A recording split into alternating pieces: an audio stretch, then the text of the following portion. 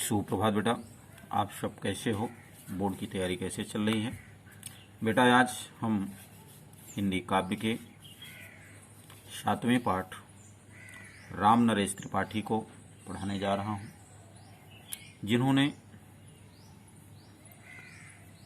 स्वदेश प्रेम लिखा।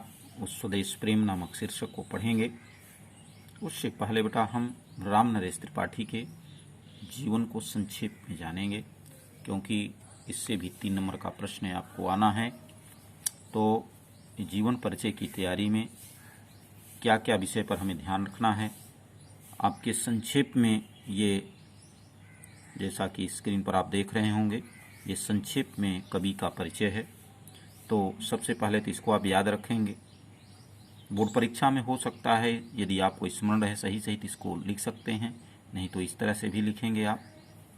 ये आपको संक्षेप में याद करने का तरीका दिया है, स्मरण करने का, क्योंकि बहुत सार तत्व है। ये आपको स्मरण रहेगा तो ये कहानी पढ़ करके आप इसको लिख सकते हैं, लेकिन मूल विषय को आप नहीं भूलेंगे। जन्म सन, मृत्यु सन, जन्म स्थान, प्रमुख खंड, काव्य शैली, इनके माता पिता, गुरु यदि है तो उसको भी याद करेंगे, नहीं है तो उस पर विशेष आपको परेशान होने की जरूरत नहीं है। तो आइए इनके जीवन परिचय को हम लोग पढ़ते हैं। थोड़ा सा संक्षिप्त में हमने आपको बताया कि किस तरह से परीक्षा में आपको लिखना है।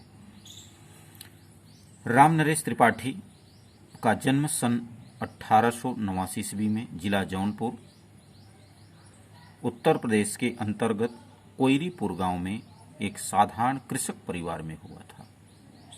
इससे कहेंगे कि सर, ये किसान के बच्चे से ये कैसे कवि बन गए? यही तो बेटा परिश्रम है, यही तो जीवन में बदलाव है। मनुष्य को किस कुल में, किस वंश में जन्म लेने से भाव नहीं मतलब है। वह अपने कर्तव्य से, वह अपने परिश्रम से, वह अपने वंश का, अपने परिवार का, अपने क्षेत्र का नाम बदल देता है। इसलिए हमेशा हम आपको एक ही बात को समझाते हैं कि जीवन आपका है, इसको किस रूप में ले जाना चाहते हैं ये निश्चित आपको करना है। क्योंकि इतनी तो अब आप बात समझ आ गई है कि हमें कितना पढ़ना है, हम अपने जीवन में कितनी पढ़ाई का महत्व देते हैं, हम अपने जीवन में बड़ों का किस तरह से सम्मान करते हैं, उनसे हम क्या शिक्षा लेते हैं। ये सब तमाम बातें आपके जीवन में बड़ी महत्वपूर्ण भूमिका निभाती हैं। तो वही बात है कि साधारण कृषक परिवार में होते हुए भी आज हम आप उनके द्वारा रचित काव्य ग्रंथों का अध्ययन कर रहे हैं। आगे देखिए, घर के धार्मिक वातावरण तथा पिता की परमेश्वर भक्ति का पूरा प्रभाव बालक राम नरेश पर प्रारंभ से ही पड़ा, क्योंकि इनके पिता बड़े धार्मिक स्वभाव के थे, ईश्वर में बड़ा भाव रखते थे। केवल 9वीं कक्षा तक स्कूल पढ़ने के पश्चात इनकी पढ़ाई छूट गई। सोचिए, बाद में इन्होंने स्वाध्याय से, आप कहते हैं कि भाई मैं किस तरह से पढ़ूं, स्कूल नहीं जा पा रहा हूं, कोचिंग नहीं जा पा रहा हूं। देखिए, ये महान व्यक्तित्व का परिचय है। शिक्षा हमें ऐसे कवियों से मिलती है, ऐसे महान पुरुषों से मिलती है। स्वाध्याय से हिंदी, अंग्रेजी, बंगला, संस्कृत, गुजराती का गंभीर अध्ययन किया। साहित्य साधना को ही अपने जीवन का लक्ष्य बनाया और 16 जनवरी 1962 ईस्वी में इनका स्वर्गवास हो गया। 1889 ईस्वी में इनका जन्म हुआ और 1962 ईस्वी में इनका देहावसान हो गया। लेकिन अपने इस लघु समय में इन्होंने अपने जीवन को साहित्य के प्रति समर्पित कर रखा था। त्रिपाठी जी मननशील व्यक्ति थे, विद्वान थे, परिश्रमी थे, तीनों गुणों से संपन्न थे। वे द्विवेदी युग के उन साहित्यकारों में, ध्यान रखिएगा कि राम नरेश त्रिपाठी किस युग के कवि थे? द्विवेदी युग के कवि थे। उन साहित्यकारों में हैं जिन्होंने द्विवेदी मंडल के प्रभाव से पृथक रहकर अपनी मौलिक प्रतिभा से साहित्य क्षेत्र में कई कार्य किए। त्रिपाठी जी स्वच्छंदवादी कवि थे, यानी स्वतंत्र रूप से कविताएं लिखते थे। ये किसी के दबाव में नहीं, ये अपने विचारों को स्वतंत्र रूप से प्रस्तुत करते थे। ये लोकगीतों के सर्वप्रथम संकलन करता थे। ये लोकगीत जो आज प्रसिद्ध है, बहुत लोग गाने लगे हैं, कहा उसके प्रथम संकलन करता थे ये, ध्यान रखिएगा। प्रश्न आपसे बन सकता है, लोकगीतों के सर्वप्रथम संकलनकर्ता कौन से कवि थे? राम नरेश त्रिपाठी महादेवी वर्मा, इस तरह से तमाम 4 ऑप्शन लेकर के आपसे पूछ सकता है। काव्य, कहानी, नाटक, निबंध, आलोचना, लोक साहित्य आदि विषयों पर इनका पूर्ण अधिकार था। यानी आपको एक भी बात ध्यान रखना है कि ये कवि के साथ साथ लेखक भी हैं। क्यों? क्योंकि इन्होंने कहानी भी लिखा है, नाटक भी है, नाटककार भी थे, निबंधकार भी थे, आलोचनाकार भी थे, है ना। काव्य तो इन्होंने लिखा ही। तो ऐसा नहीं है कि आप सोचें कि काव्य के ही कवि थे। यह कहानी, नाटक, निबंध, आलोचना इत्यादि ग्रंथों को भी इन्होंने लिखा है। त्रिपाठी जी आदर्शवादी थे। इनकी रचनाओं में नवीन आदर्श और नवयुग के संकेत हैं। इनके द्वारा रचित पथिक और मिलन नामक काव्यखंड अत्यंत लोकप्रिय हुए। ध्यान रखेंगे, बड़े प्रसिद्ध इनके काव्य ग्रंथ हैं, बोर्ड में पूछ लिया जाता है। पथिक किसकी रचना है? मिलन, ये इनके 2 प्रसिद्ध काव्य ग्रंथ हैं। रचनाओं की विशिष्टता यह है कि उनमें राष्ट्र प्रेम और मानव सेवा का उत्कृष्ट भावना बड़े सुंदर ढंग से चित्रित हुआ है। यानी इनकी हर रचना में आपको अधिकतर, वह चाहे कहानी हो, चाहे नाटक हो, चाहे निबंध हो, चाहे काव्य हो, सब में राष्ट्र प्रेम और मानव की सेवा, यही इनकी मूलभूत आधारशिला थी। इसके अतिरिक्त भारतवर्ष की प्राकृतिक सुषमा और प्रकृति प्रेम के सुंदर चित्र को भी इन्होंने अपनी कविताओं में चित्रित किया है। यानी भारतवर्ष की जो प्राकृतिक सुंदरता है उसका भी इन्होंने अपने ग्रंथों में विश्लेषण किया है। प्रकृति वर्णन के क्षेत्र में त्रिपाठी जी का जो योगदान है बड़ा उल्लेखनीय, सराहनीय है। उन्होंने प्रकृति को आलम्बन और उद्दीपन दोनों रूपों में ग्रहण किया है। इनके प्रकृति चित्रण की विशेषता यह है कि जिन दृश्यों का वर्णन इन्होंने किया है वे इनके स्वयं देखे हुए अनुभूत दृश्य हैं। इनकी प्रमुख रचनाएं हैं पथिक, मिलन, स्वप्न, ये काव्यखंड हैं। मानसी स्फुट कविता संग्रह है। कविता कौमुदी, ग्राम्य गीत, ये संपादित हैं। गोस्वामी तुलसीदास और उनकी कविता, ये आलोचना ग्रंथ हैं। त्रिपाठी जी की जो भाषा है वह खड़ी बोली है। ध्यान रखेंगे, जो काव्य ग्रंथ है उसके स्वदेश प्रेम, उसमें जो हम लिखेंगे काव्य सौंदर्य में भाषा में, तो इनकी भाषा खड़ी बोली होगी। उसमें माधुर्य और ओज है, यानी ये गुण हैं हमारे दोनों, मधुरता भी है और ओजस्व भी है। कहीं कहीं उर्दू के प्रचलित शब्दों का भी इन्होंने प्रयोग किया है। शैली इनकी सरस है, स्वाभाविक है और भावपूर्ण है। इनकी शैली के 2 रूप प्राप्त होते हैं, वर्णनात्मक एवं उपदेशात्मक।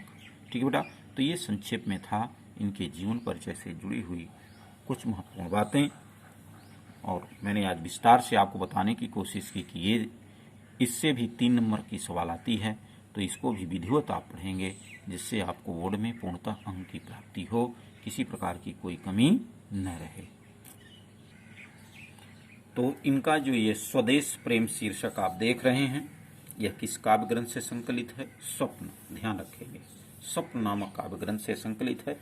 तो व्याख्या पढ़ने से पहले हम क्या करेंगे? संदर्भ जानेंगे। जो बच्चे नोट करना चाहते हैं नोट भी कर लें। थोड़ा काव्य संदर्भ को कैसे लिखेंगे ये भी हमेशा हम बताते रहते हैं। थोड़ा सा अलग हट के लिखिए। सुललित सारगर्भित काव्यांश पठित पाठ्य पुस्तक हिंदी काव्य के स्वदेश प्रेम नामक शीर्षक से संकलित। स्वदेश प्रेम को, हिंदी काव्य को रेखांकित कर लेंगे, जो द्विवेदी युग के कवि राम नरेश त्रिपाठी जी द्वारा रचित स्वप्न नामक महाकाव्य से संकलित है। ठीक है बेटा, ये था संक्षेप में हमारा, या बड़ा महत्वपूर्ण लाइनों में आप कहिए, संदर्भ। अब आइए प्रसंग देखते हैं। प्रसंग तब हम लिख पाएंगे जब इसको हम पढ़ेंगे। तो पहले इसको पढ़ेंगे, फिर प्रसंग बताएंगे क्या प्रसंग क्या है। स्वदेश प्रेम, स्व माने अपने, देश माने देश, प्रेम माने प्रेम। अपने देश के प्रति प्रेम, अपने देश का प्रेम। कैसा है अपने देश का प्रेम, इस विषय को उन्होंने वर्णित किया है।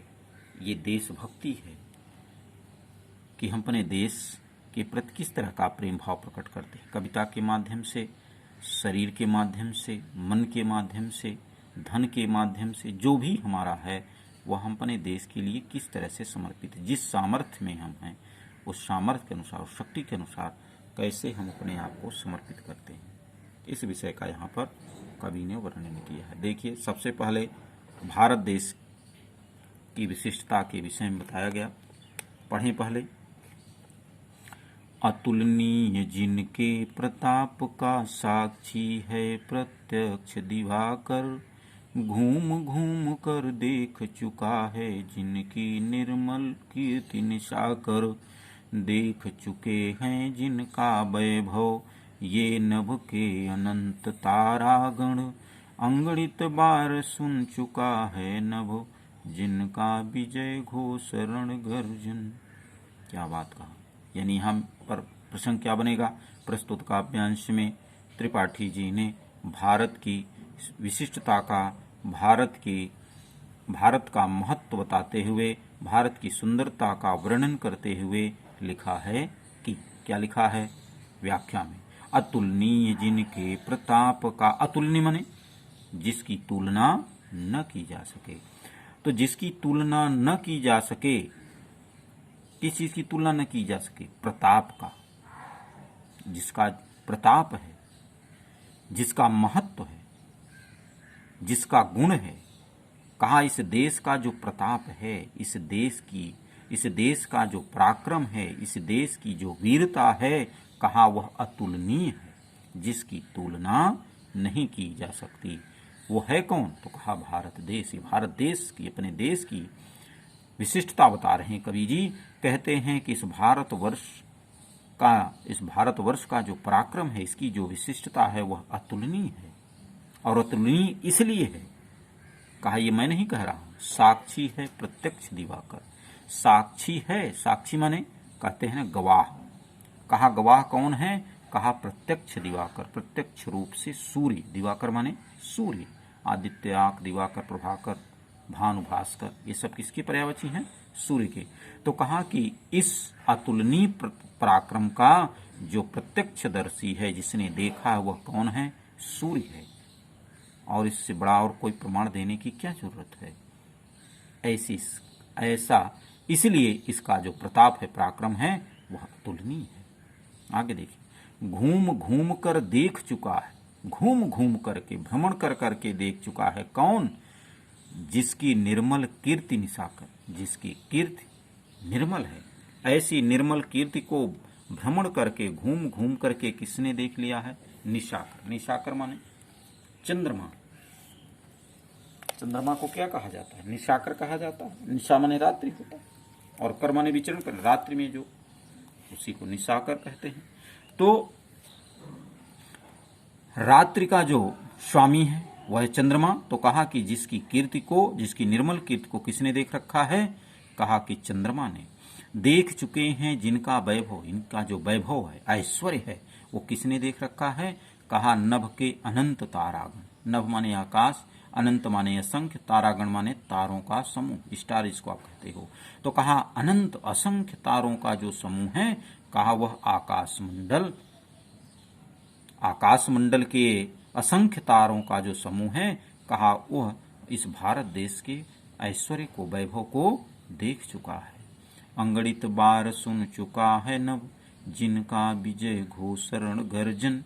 कहा जिसकी विजय की ध्वनि, घोष माने ध्वनि, कहा जिसके विजय की ध्वनि, जिसके युद्ध की गर्जना, रण माने युद्ध, कहा जिसके विजय की घोषणा और जिसके युद्ध की गर्जना को सुन चुका है अंगणित बार। अंगणित माने असंख्यों बार, अनेकों बार। कहा जिसके विजय घोष की और युद्ध की गर्जना को सुन चुका है। कहा ये सभी क्या हैं, इस देश के प्रत्यक्ष प्रमाण हैं कि यह जो भारत देश है, इसका जो पराक्रम है, इसका जो वैभव है, जो इसका विजय घोष है, जो रणगर्जना है, कहा वह सभी अतुलनीय हैं, जिसको हम सभी ने प्रत्यक्ष रूप से देखा है। इसलिए यह भारत देश अतुलनीय है, जिसकी महिमा अनंत है। ठीक है बेटा, तो भाव समझ में आ गया होगा। आगे दूसरे पद को देखते हैं। ठीक है, दूसरे पद में कवि ने क्या कहा, शोभित है सर्वोच्च मुकुट से जिनके दिव्य देश का मस्तक, गूंज रही है सकल दिशाएं जिनके जय गीतों से अब तक। जिनकी महिमा का है अविरल साक्षी सत्य रूप हिमगिरिवर, उतरा करते थे विमान दल जिनके विस्तृत वक्षस्थल पर। क्या बात को कहा कवि ने, भारत कितना विशाल है, शोभित है सर्वोच्च मुकुट से जिनके दिव्य देश का मस्तक।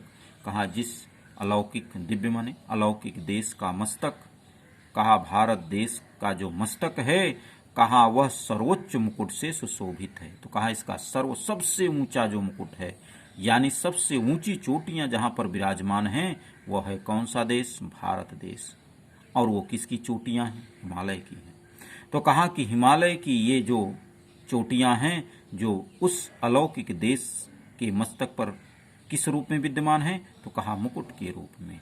तो जिस भारत देश का मुकुट हिमालय हो, इतना ऊंचा, इतना विशाल, इतना महान, प्राकृतिक संपदा से परिपूर्ण, धन संपदा से परिपूर्ण जिस देश के मुकुट पर हिमालय विराजमान हो, कहा वह देश कितना शोभित है, कितना सुंदर है। गूंज रही हैं सकल दिशाएं जिनके जय गीतों से अब तक।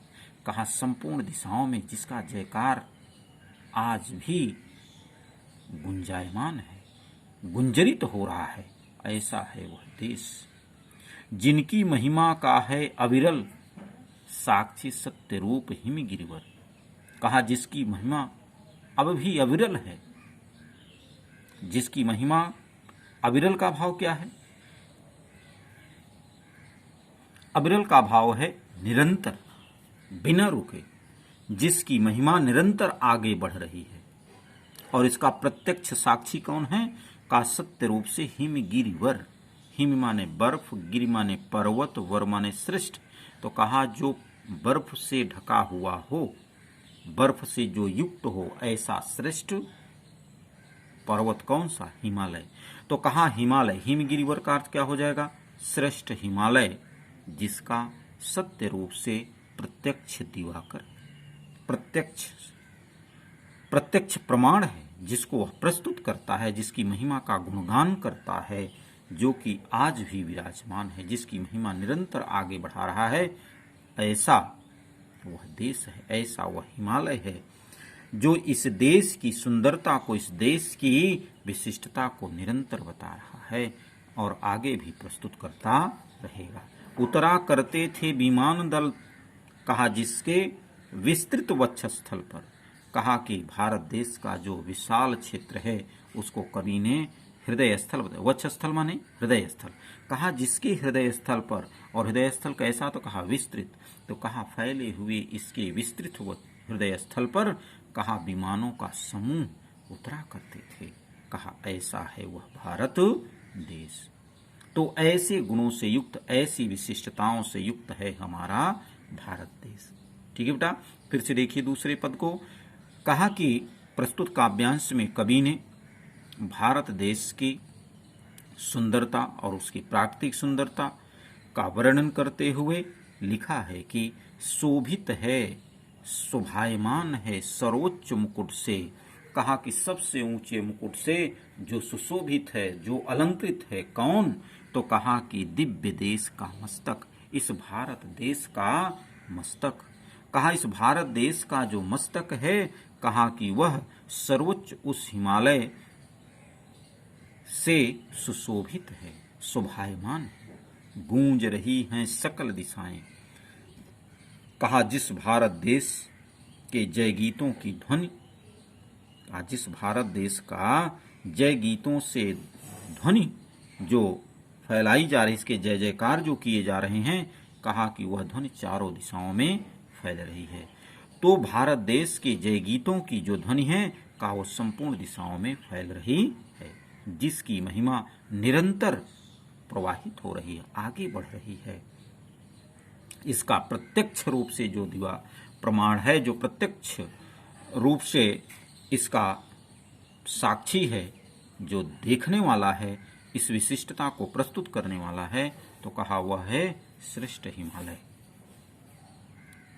जिस भारत देश के इस विस्तृत हृदय स्थल पर विमानों का समूह उतरा करता है, कहा ऐसे और उतरा करता रहेगा। ऐसा है यह हमारा भारत देश, जिसकी महानता, जिसकी विशिष्टता निरंतर बढ़ती रहेगी, आगे की ओर प्रस्तुत होती रहेगी। ऐसे गुणों से युक्त है हमारा भारत देश। ठीक है बेटा, आइए तीसरे को देखते हैं। तीसरे पद में कवि ने क्या कहा? सागर निज छाती पर जिनके अगणित अर्णव पोत उठाकर पहुँचाया करता था प्रमुदित भूमंडल के सकल तटों पर। नदियाँ जिसकी यश धारा सी बहती हैं अब भी निशिवासर, ढूंढो उनके चरण चिन्ह भी पाओगे तुम इनके तट पर। क्या सागर निज छाती पर जिनके, कहा जिस भारत भूमि, जिस भारत देश के हृदय पर सागर निज छाती पर, जो भारत देश पर विराजमान, भारत देश के चारों ओर स्थित है कौन? सागर। कहा वह सागर भी अपने हृदय स्तर पर अंगणित असंख्य अर्णवपोत माने जल जहाज को उठा करके एक स्थान से दूसरे स्थान पर भेजता था। तो कहा कि इसकी विशिष्टता, इसकी सुंदरता, इसके महत्व में उस सागर का भी बहुत बड़ा योगदान है। पहुंचाया करता था प्रमुदित, प्रमुदित माने प्रसन्नचित होकर के, कहा प्रसन्नचित होकर के पहुंचाया करता था भूमंडल के सकल तटों पर, इस पृथ्वी मंडल के सभी तटों पर, सभी किनारों पर प्रसन्नता पूर्वक वह सागर अपने हृदय पर उन असंख्य जल जहाजों को धारण करके इस तट से उस तट तक पहुंचाया करता था। इसीलिए तो इस भारत देश की विशिष्टता है। नदियां जिसकी यश धारा सी, कहा जिस देश में नदियां जो बहती हैं, कहा कि वह नदियां भी इस देश की कीर्ति को बढ़ाती हैं। कीर्ति की धारा के समान, कीर्ति धारा, यश धारा सी, उपमा सासी से उपमा अलंकार, कहा कि कीर्ति की धारा के समान वे नदियां भी निरंतर प्रवाहित होती रहती हैं। कहा कि निशिवासर, निश माने रात, वासर माने दिन, कहा रात दिन वे नदियां अपनी कीर्ति धारा को निरंतर फैला रही हैं। इस भारत देश की महत्ता को, इस भारत देश की कीर्ति को निरंतर बढ़ा रही हैं। ढूंढो उनके चरण चिन्ह भी पाओगे तुम इनके तट पर। कहा उन महान पुरुषों के, उन महान व्यक्तित्व के धनी, उन पुरुषों के यदि चरण चिन्ह को ढूंढोगे आप, उन महान ज्ञानियों के, उन महान विद्वानों के, त्यागियों के, महर्षियों के, प्रभु श्री राम के, कृष्ण के, अन्य जो गुरु नानक के, जो भी महान पुरुष हैं, जो महान देव रूप में अवतरित हुए हैं, कहा ऐसे महान पुरुषों, महान देवों के चरण चिन्ह को ढूंढोगे तो कहा कि तुम इन नदियों के तटों पर अवश्य तुम प्राप्त करोगे, इन सागर के तटों पर अवश्य प्राप्त करोगे। ऐसा इन सभी विशिष्टताओं से युक्त है यह हमारा भारत देश। इसीलिए तो इसकी जो महिमा है वो कैसी है? अतुलनीय है। इसका जो प्रताप है अतुलनीय है। तो कहा ऐसा गुणों से युक्त है हमारा यह भारत देश, जिसकी विशिष्टता आज भी विद्यमान है और निरंतर आगे बढ़ती रहेगी। ठीक है बेटा, तो आज इतना ही। ठीक है, फिर अगले वीडियो में आगे। धन्यवाद।